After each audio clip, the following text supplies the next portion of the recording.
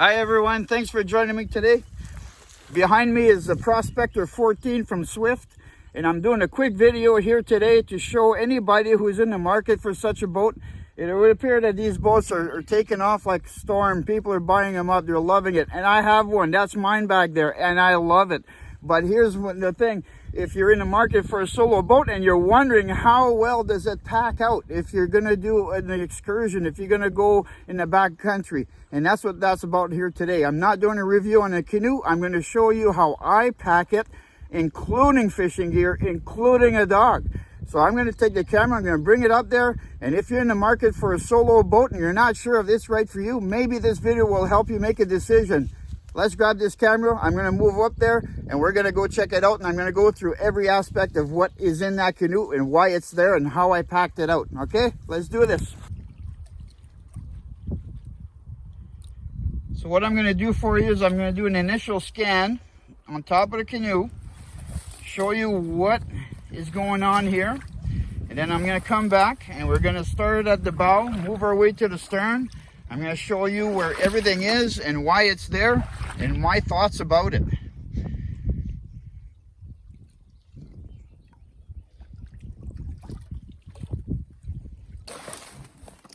So here we have, I just recently put this on here, Gopro Mount. That's a stick on. We all know what that's for. The first thing I'd like to say is here in Ontario, regulation calls for a safety kit. This little bag here conforms to Ontario regulation, and I have that clipped to that front bar, that grab handle, and it stays there all the time, never goes. But it serves as a double purpose. If you look closely, you'll see there's a white rope here. And this white rope, that's my rope for if I want to tie off the canoe, if I need to line the canoe or something like that. And the bag doubles as a good pouch to put my rope in. That's why I keep this bag on that front crossbar. Now this pack here, anyone who's following me knows I have this pack with me all the time. It holds my essentials. If I get into trouble, if I'm windbound and I have to do an overnight, the basic is there to get me out of trouble. But you'll see here, there's another strap. This strap I hook around the grab handle and through this loop, and that's just a precaution in case I upset the canoe, I don't lose my pack. As long as I can get back to my canoe, I have my pack and I can be out of trouble. Now moving down, I have down here, this is an old closed cell foam pad, sleep pad. I sacrificed it, chopped it up, and I put it in the bottom of my canoe. That is for the dog's comfort. And I can't stress enough how important it is, if you're going to have a dog, for your dog to be comfortable.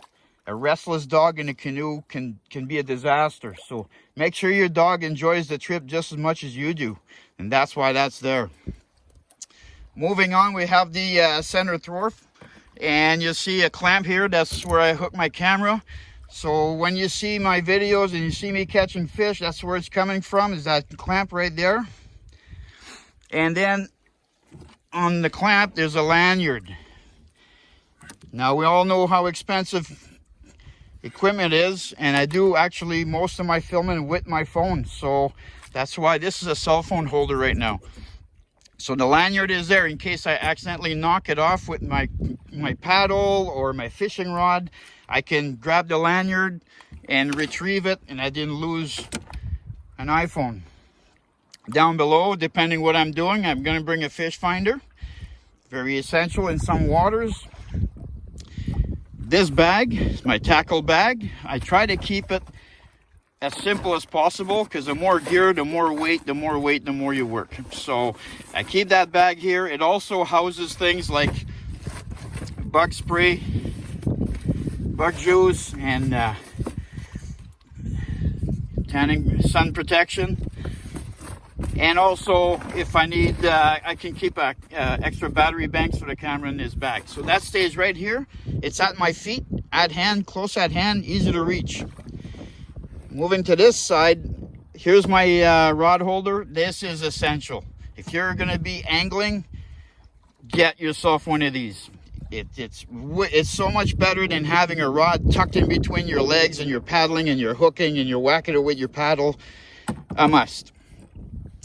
Now moving back, you'll see I have this is an add-on, this seat here. I strapped that onto the original seat of the canoe.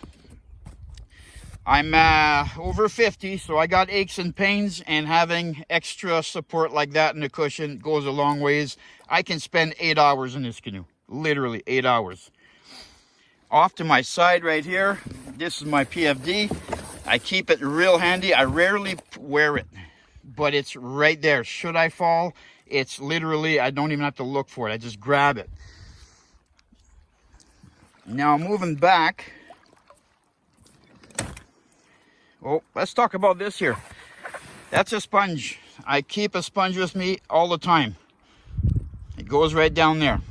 The sponge is excellent. You're always going to have water in your canoe. The dog jumps in, you jump in, you're tracking water in, splashing from the paddle. The sponge is great. You can mop up your water, rinse out if you got sand, that kind of stuff. Always have a sponge with me. Now here comes the load. This is the actual load. Now today I'm doing an overnight, and really whether it's an overnight or a 5-night out in the backcountry, the only difference really is the food. So this is a pack. It's maybe at half capacity, and I tuck it right underneath that bar as close as I can to the seat and as close as possible to myself. This is where the bulk of the weight is, and it works out quite well. It keeps the boat quite balanced, and it doesn't move. It's wedged in there. And because I'm doing just an overnighter, I opted to bring a small cooler. So I got some beer in there. Got to have some beer, right, for the campfire tonight.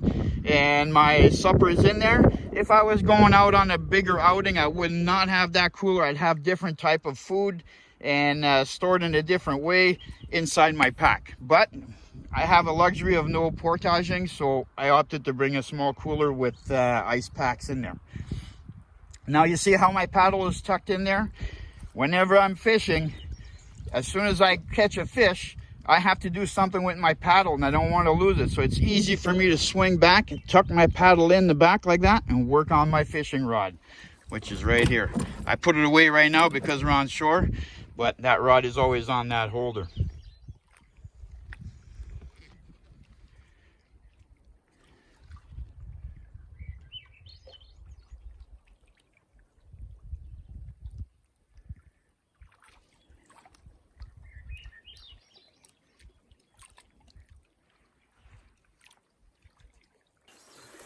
And that's the overview for how I pack my Swift.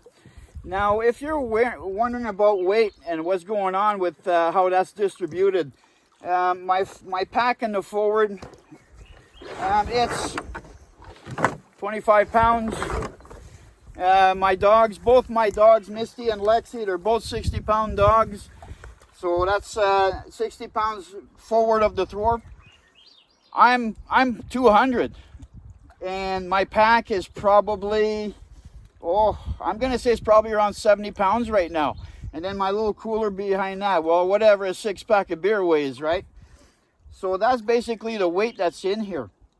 Now, if you're wondering how it handles with the weight all the way back like that, because between myself and my pack, most of the weight is at the back. And quite honestly, the canoe, this Prospector 14, performs absolutely fantastic.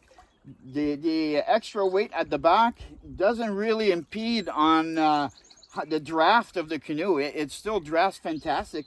The front is just up a little bit, and you know what? You put that paddle in the water, and it just goes. It just tracks. It's fantastic. So, guys, I will conclude today's video. I hope that this helps you out to make a decision on if you're gonna go get yourself a solo boat or not. I know it appears to be a popular thing right now, is to go solo. I do all my outings solo. Well, most of my outings anyways are solo. I purchased this canoe because I do mostly solo outings. Solo, not counting a dog, right? So, guys, I hope this helps out. If you're not a subscriber to the channel, do subscribe. Come and see me. Have some fun. This is what it's all about right here, the outdoors.